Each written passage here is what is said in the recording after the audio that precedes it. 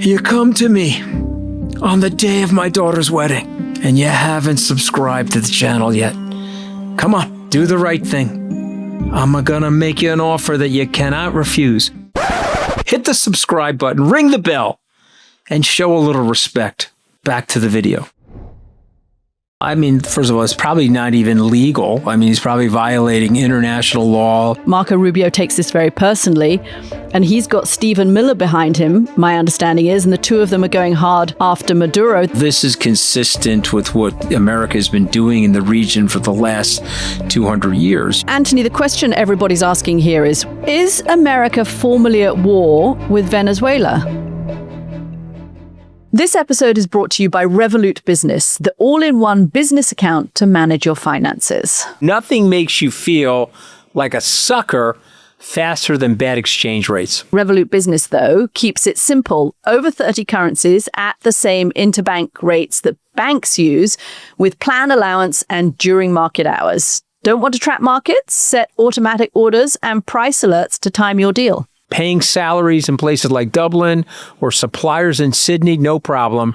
Revolut gets it there fast to more than 150 destinations and without blowing your budget. Yeah, it really is global business without fine print headaches. It's transparent, it's quick, and it's reliable. Exchange like an expert. Open a Revolut business account today by scanning the QR code on screen or using this link in this episode's description. Add money by the 31st of December 2025, and you'll get a 200 British pound welcome bonus or the equivalent in your local currency. Feature availability varies by plan. This offer for new business customers in the US, UK, Australia, and Ireland. Fees and terms and conditions apply.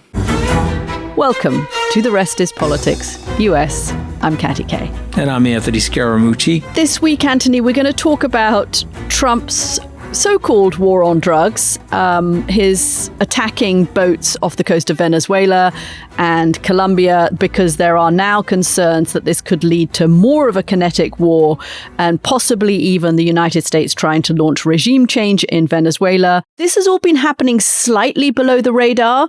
It's been getting some attention in the US, but I think it's going to pick up. So I thought it was worth everybody being up to speed on it and kind of keeping an eye on it, because since September the 2nd, the Trump administration has attacked 7 different boats off the coast of Venezuela. They've killed at least 32 people on the grounds that they were drug traffickers transporting contraband to the US. The president is justifying this on the grounds of self-defense, claiming, although he doesn't have the evidence, that drugs from the region are responsible for 300,000 deaths in the US last year. But there are both political and legal questions being raised about this activity, which seems to belie the idea, Anthony, that this is a president who is just going to stay at home and be isolationist, because this is a pretty expansionist thing to be doing, right? Well, I mean, first of all, it's probably not even legal. I mean, he's probably violating international law.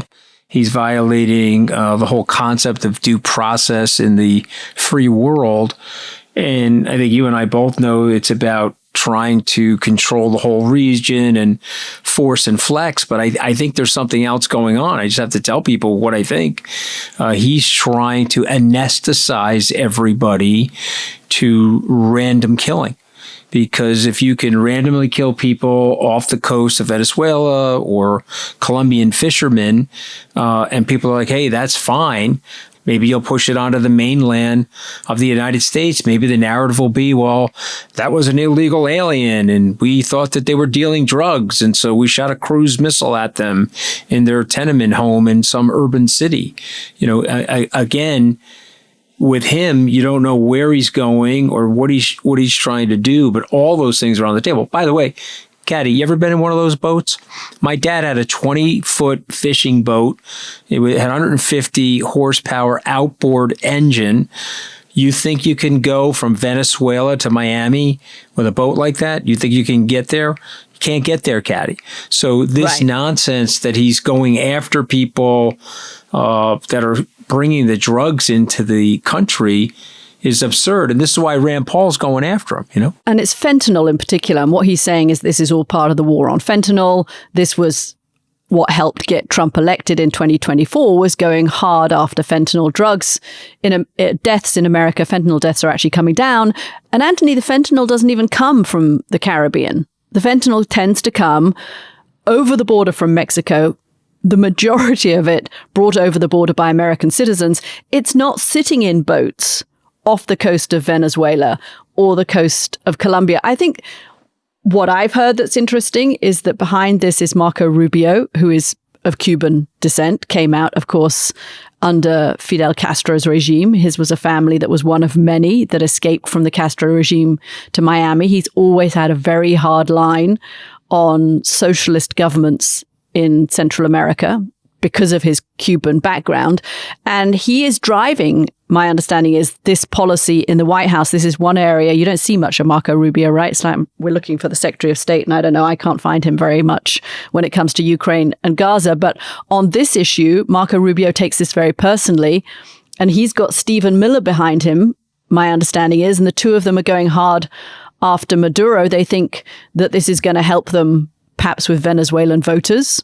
Maybe it mitigates against some of the stuff that they've done of sending Venezuelans off to that prison in El Salvador. This doesn't fit with a president who came in on America first and initially was trying to do deals with the Venezuelans to get them to take the illegal deportees. They had Rick Grenell, their ambassador, Rick Grenell. They sent him down to Caracas to negotiate. So there's been this back and forth. And now I just think it's extraordinary how hard he is going after this with, you've got a couple of people pushing back, but he seems to be getting away with just these extrajudicial killings. Okay, well, I rendered my opinion. I told you why I think it's ridiculous, and I'm siding with Rand Paul. But let me push back for a second and give the Trump administration opinion and get you to react to it. So the three things that the Trumpers... Which character are you playing, by the way?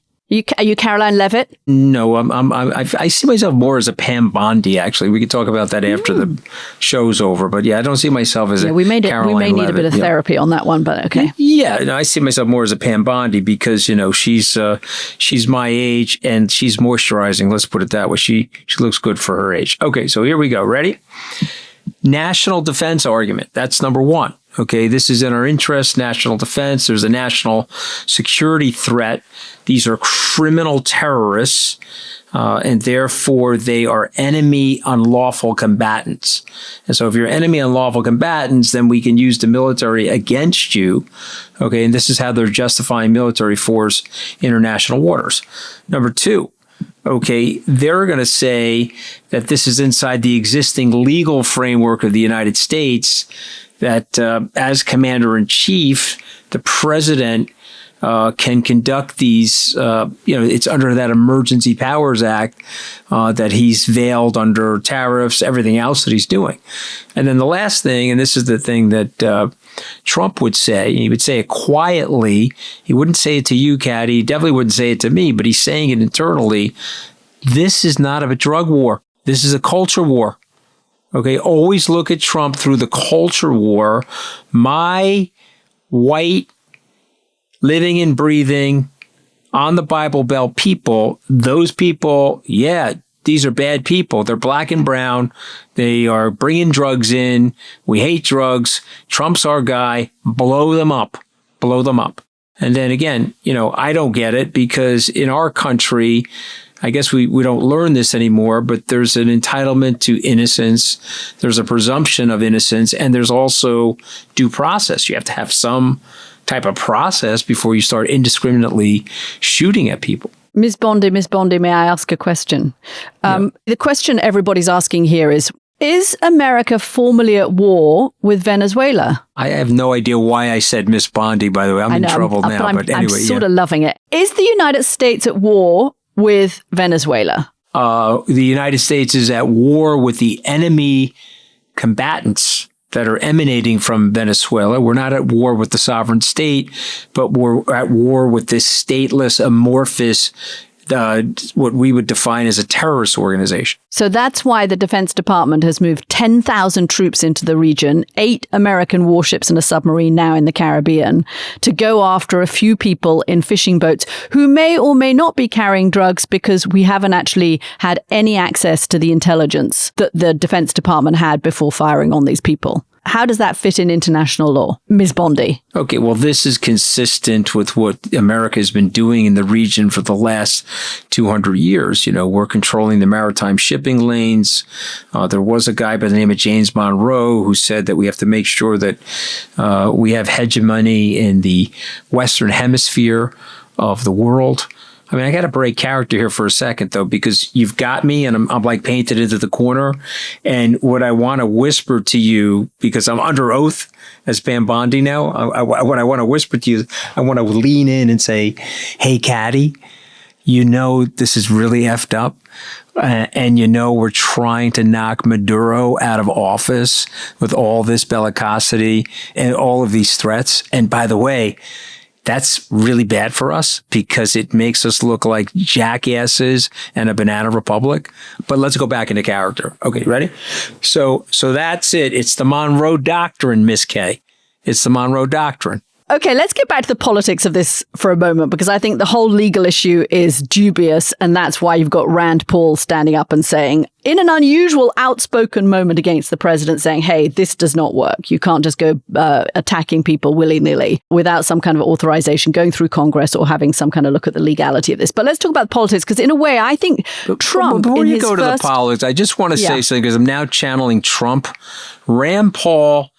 no chicken fingers and French fries for you on what was once the beautiful Jackie Kennedy rose garden. I've paved that rose garden over with white paving stones, and we are serving chicken McNuggets, and we're serving French fries and ketchup, and none for you. And by the way, he was the only Republican senator that didn't show up yesterday. Yeah. He was supposed to be there, but all the other Republicans beating the drum about why the Democrats are to blame for the closing of the government. So no chicken nuggets for you. I am the chicken nugget Nazi, and there's no chicken nuggets for you. Okay, keep going, Katty. Sorry. Rand Paul has a long history of being very much a non-military interventionist. He didn't support the wars in the Middle East. He was he was a thorn in the side of George W. Bush over this, and he's going to be a thorn in the side of Donald Trump if Donald Trump decides to have regime change in Venezuela, I suspect. But he is not going to get those chicken nuggets in the lovely paved patio. He may not even get invited to the ballroom, which is being built at the moment. I don't know if you've seen the photos. We are going to get to the politics of this, but that ballroom, I'm sorry, we can't let this go.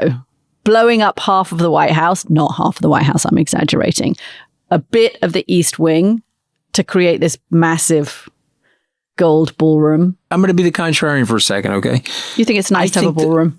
I do think the White House needs a ballroom. I don't like that he knocked down half of the East Wing. And just so everybody knows, that wasn't part of the original building. It was added to the building by FDR in 1940.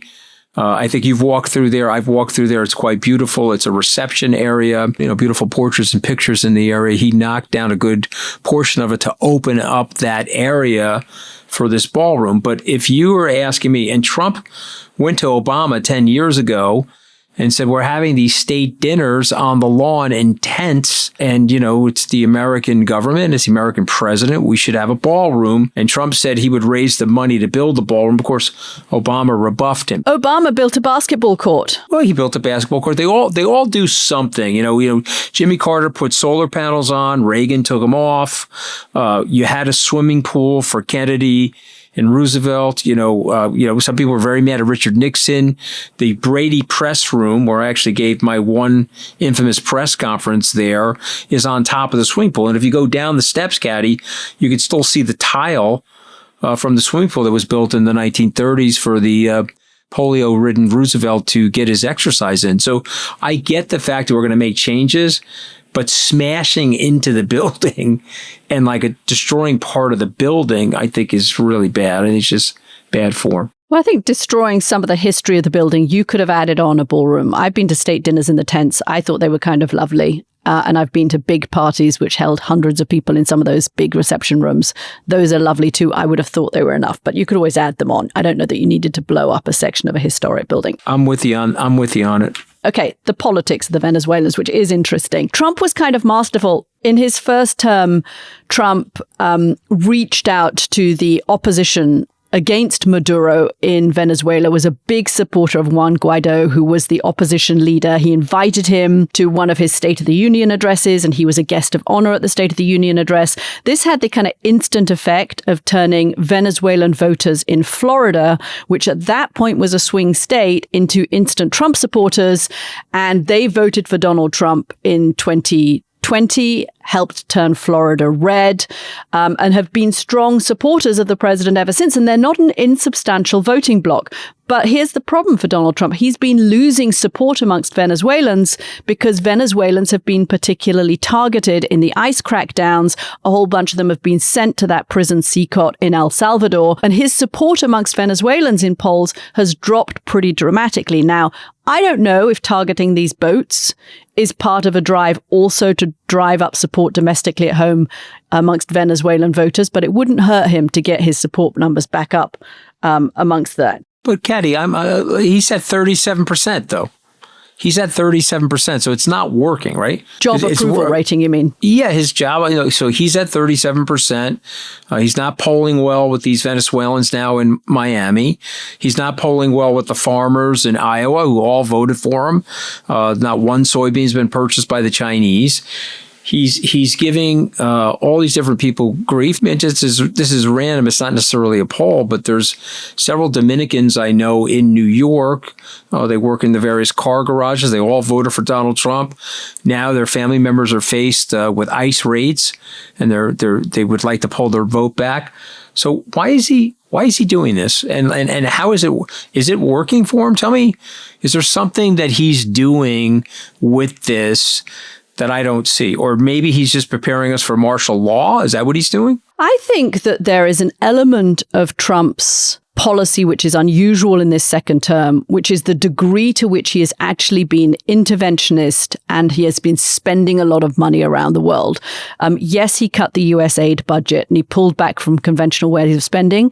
But if you look at this White House, he's not unafraid to spend either money or defense capability in hitting his enemies and shoring up his friends, particularly in Latin America. So he's gone after Venezuela. He's going after Nicolas Maduro. He admitted in public that he's got CIA operatives working in the country. Who knows whether he's now going to try and go for regime change in Venezuela? It wouldn't be a stretch to think so. And certainly Venezuelans that I've spoken to think that that's going to happen, which is why, by the way, Venezuelan bonds have gone up in price because people think there could be regime change there. He's gone after the Colombians. He hit a fishing boat off the coast of Colombia, and the Colombian president, a left-winger, Petro, said that this was a direct threat to national sovereignty. He accused him of murdering a Colombian fisherman who had absolutely nothing to do with the drug trade. Trump then hit back by saying, okay, we're cutting off aid to Colombia. Paradoxically, this could actually help Petro. Somebody in Bogota texted me this morning who follows Colombian politics, said this could rally people around the left-wing president. But the pattern is that Trump is using the power that he has, whether it's money or defense capacity, to go after left-wing governments in areas of Latin America and to support MAGA governments. So he's offered Milei 20 billion and then offered to give him more billions. It's an expensive process, but the pattern is I'm going to use power and money to help you if you're MAGA, and I'm going to use power and money to hurt you if you're a socialist, and I think it's going to help me domestically at home. So I think that's what's happening. I think that's the pattern. And what's unusual is that for a president who came in saying we're not going to get involved abroad, he is involved all over the place abroad at the moment. But again, it's not working because his approval rating, he has a net negative number worse than Joe Biden. Even the worst number that Joe Biden could come up with in the 4 years that he was president, Donald Trump's number right now is lower than that. So what's afoot? Is it something else? I guess my question to you is maybe it's not about popularity. Maybe it's about strengthening his base and then seeing if he can condition people to him ignominiously breaking the law. If I can do it in the Caribbean waters, I can do it at home too. Yeah, but by the way, in blue cities, in blue states, not in red states where the murder rates per capita are higher than New York and California, but in blue states. So this is good for my base. And let's see, these guys, are they going to even respond? I want to talk to you about the Democrats and the fighting that's going on. And there is, as you pointed out, a demographic split in the Democrats. The older Democrats, I guess they're a little out to lunch. The newer Democrats are like, hey, your policies are not working. And a lot of these guys are lurching further to the left. But they feel like they're in disarray. And I'll start this conversation with a conversation that I had with a gentleman in the Congress, a Democrat in the Congress yesterday. He's there, I guess he's there 7 terms, 14 years. So an older Democrat, or not necessarily? Yeah, older. Well, yeah, youngish older. Youngish by our terms. He's 50. He's not 85 like Nancy Pelosi, but he's saying we're out of ideas. And I'm like, you're out of ideas? What do you mean you're out of ideas?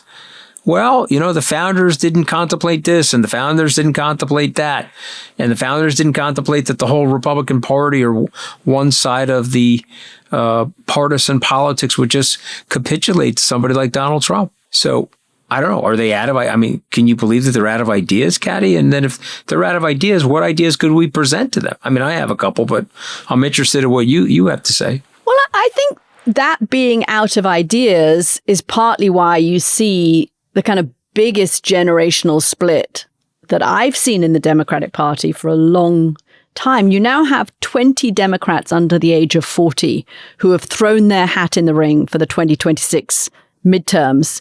You've only had one Republican so far in that age group who's thrown their hat into the ring. So from California to Massachusetts to Maine to DC, you've got young Democrats everywhere saying those old guys are now synonymous with Joe Biden. Joe Biden lost.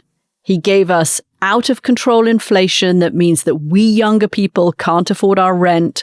We can't afford groceries. We can't afford our college debts.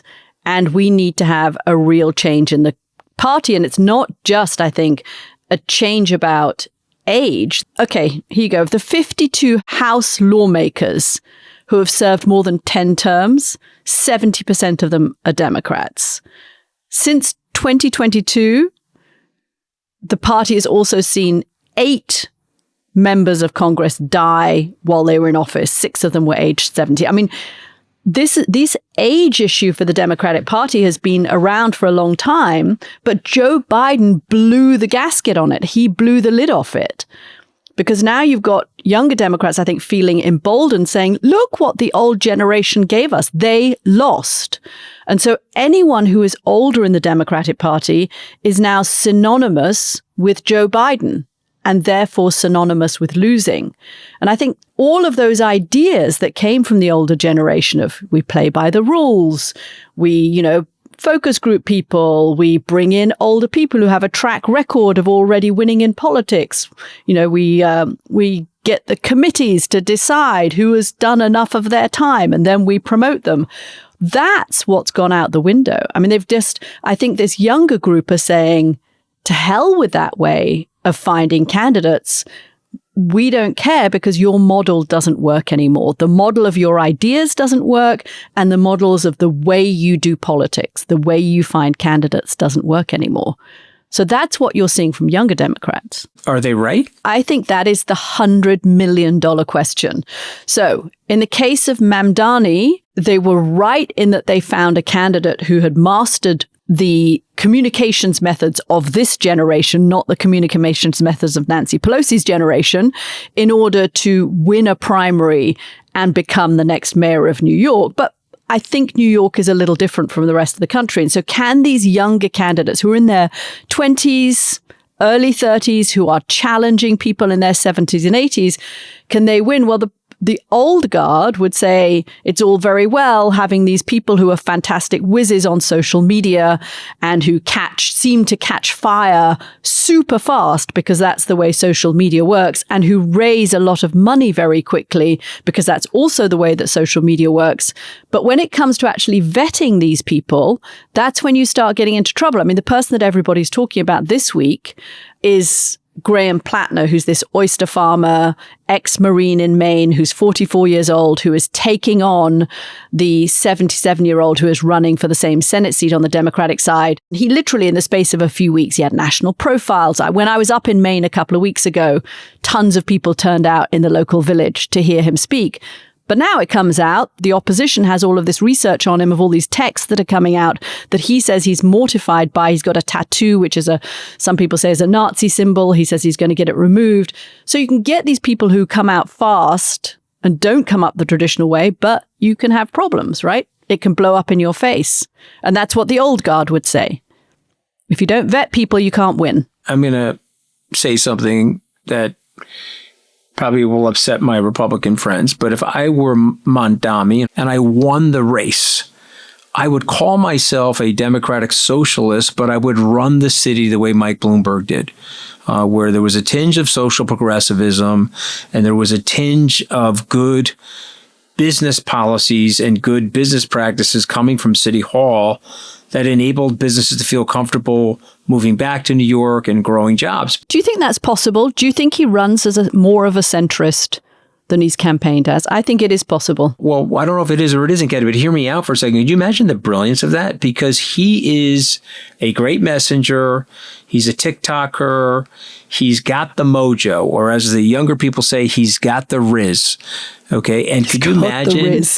Yeah, he's got the riz, as my kids say, okay, which is short for charisma. So just think about this. If he were actually to say he's a democratic socialist, but then ran the city in the middle and gave Mike Bloomberg a call and Jamie Dimon a call and said, hey. Anthony Scaramucci a call? Yeah, he's not going to call me. I've been shellacking him on Twitter. He's not going to call me.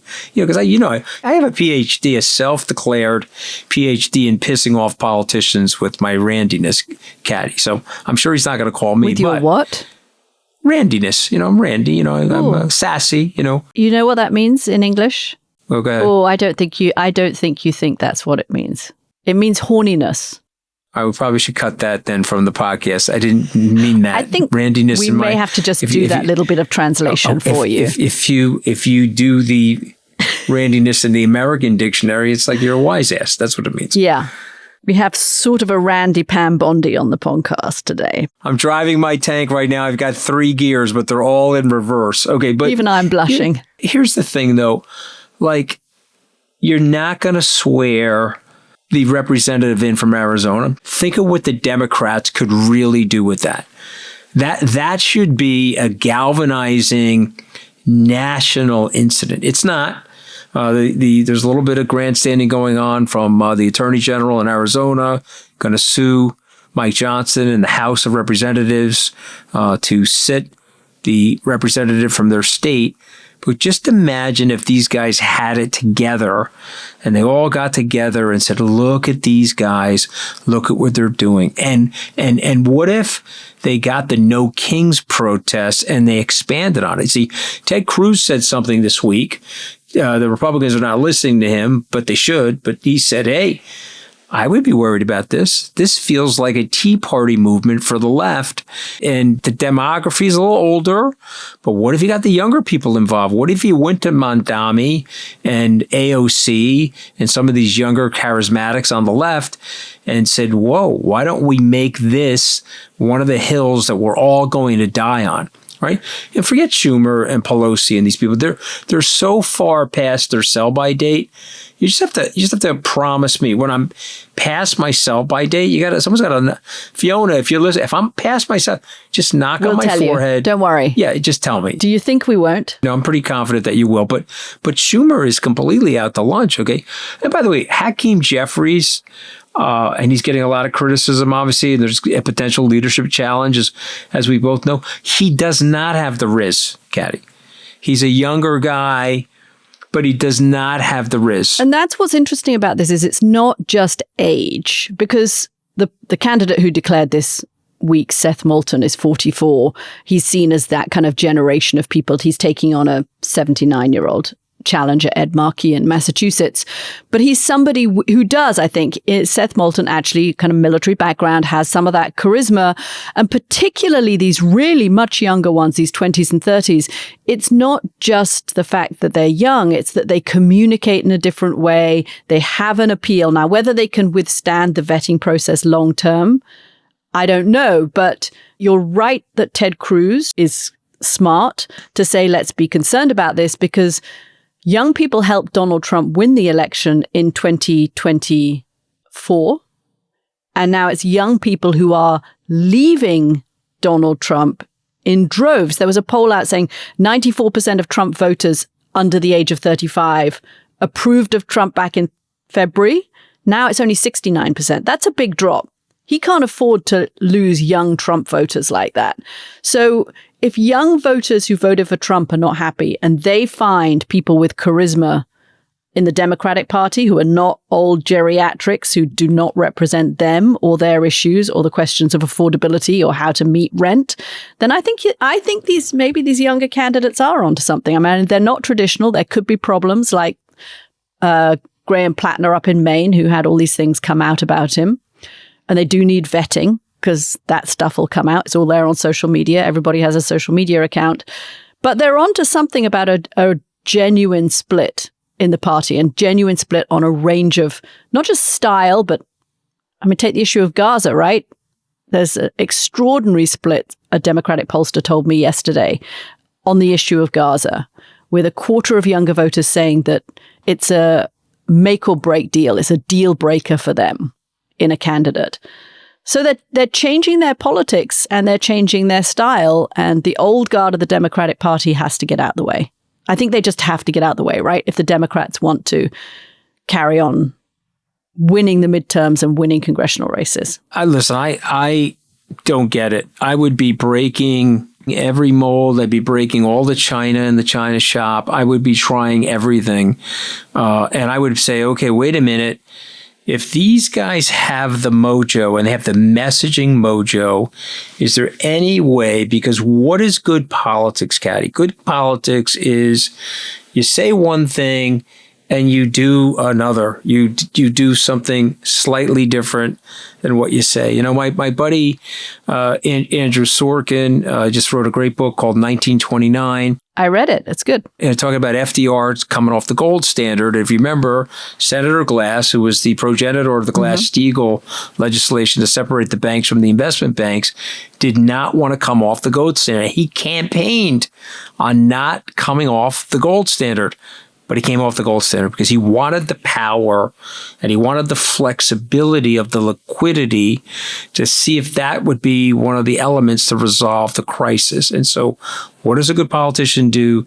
They say one thing and they do another. So I'm just wondering if the Democrats could get together with some of the people on the hard left that know how to message and say, okay, guys, I get it. You're great with the messaging, but you can't really implement what you're talking about. The country's not there, Katty. The country is by and large center-right as it relates to religion and as it relates to that orthodoxy. And it's center-left as it relates to social programs. That's really where the country is. Move yourself into that quadrant, if you will, and we'll control the card table. Trump is a very unpopular guy, Katty. Said differently, 63% of the people polled dislike him. They disapprove of him. And you guys mean to tell me you can't get it together and you can't get 90% of those 63% and have 54% majority? What are you guys doing? But I'm going to push back a bit on that idea that all of the young candidates on the Democratic side represent the far left, or a left that is out of step with America. You've got this young guy, James Tallarico, who's 36, who flipped a Texas House seat when he was just 29 down in Texas. Obama gave him a shout out this week. He is studying for seminary. He wears his faith on his sleeve. He doesn't represent that kind of AOC Mamdani wing of the Democratic Party, which might be why he's suddenly the hot new flavor of the party. I mean, I think one problem slightly for the Democrats is they're so desperate for a new JFK or a new Barack Obama that they just like fall head over heels in love. You know, when you're like desperate to get married or you're desperate to hook up with somebody and you just fall straight in love and it's way too quick and you done your vetting first. That's a bit like the Democratic Party at the moment. They're like, please give me somebody I can marry tomorrow. And they just need to do a little bit more of their vetting. Okay, well, that's a good segue, Katty, because that actually sounds Randy. And just so you know, I did look up the definition of Randy, and the Scottish archaic definition, and I quote, is to have a rude and aggressive manner. And so when I was saying I was Randy towards these politicians, I have a tendency towards rude and aggressive. You go ahead and carry on telling people that you're Randy, and we'll see how that does for you on your next trip to Britain. This will be the last time that I use the word Randy in a sentence, but I'm just letting you know I wanted to defend myself before we ended the podcast. Okay, so we are definitely going to leave it there for today. But tomorrow we're asking Anthony to clear up something else he has to answer for. And that's if he knew what Trump was really like before he was president. This is something that I've been attacked for, by the way. I've had people come to, wow, Trump is a, terrible person. Everybody in New York knew he was a terrible person, this, that, and the other thing. And I have never taken that position with people. I don't judge people by their press clippings. I don't judge people by their media persona or even their interviews on television, because they're always coming at you from a different lens or aperture than the person themselves. And by the way, I think people have done that to me. And so I look at that and say, well, you don't really know me, so you shouldn't do that. So therefore, I don't do that to others. So in Trump's case, I knew him. I had a good rapport with him. I'm not describing myself as a friend. We socialized together. We knew each other in the city. We did some charity events together, 2 fundraisers at his triplex apartment at Trump Tower for Mitt Romney. We had a relationship. We had a rapport. And while I found him a little prickly and while I found him a little bit braggadocious, he wasn't to me this dangerous. I did not see him going completely off the rails. By the way, on the evening of the electoral success, I think I've told you this, he was white as a ghost. And on the Wednesday, Thursday of November 9th and 10, 2016, Katty, he was listening. He was locked in, listening, taking calls. He was like, people are not going to believe this.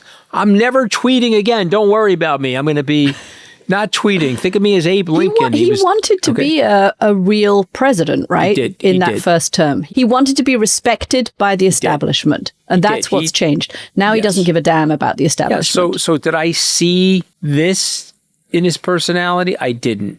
Could you be accusing me of saying, well, you should have? Okay, I'll accept that. I'll plead guilty to that. Right. But I think this is extreme, Katty. And by the way, this is the thing where you use the word mystify. He's the American president. It's the august institution of the presidency. We have a proclivity in our minds. If you get there, it means there's something about you that's worthy of getting there. If you want to hear the full episode, just head to therestispoliticsus.com and sign up to become a founding member. Goodbye. Thanks, guys. We'll see you soon.